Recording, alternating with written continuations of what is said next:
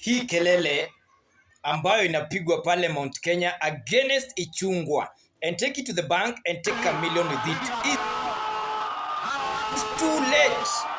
Saa hii Mount Kenya hata wajaribu kusema nini, wajaribu kufanya nini, Mount Kenya tumejua ya kwamba muko na President William Ruto.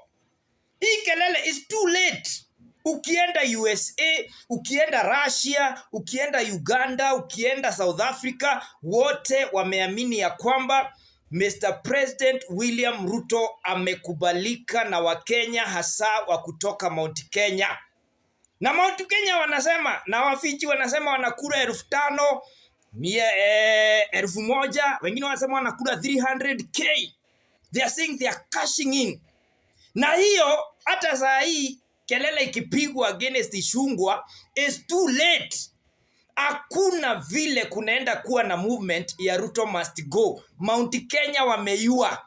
Because as you speaking, Kenya mzima tumeona, East Africa mzima tumeona, Afrika mzima tumeona, dunia mzima imeona ya kwamba Ruto hachukiwi venye inasemekana mitandaoni na kwa media. Kwa ground vitu ni tofauti. Saa hii nikijaribu kusikiza Muamerika ananiambia hapana, Ruto anapendwa sana. Alafu tena inasemekana hii 5,000, 1,000 yenye Wakenya wa kawaida wanasema wanajivunia wanakula.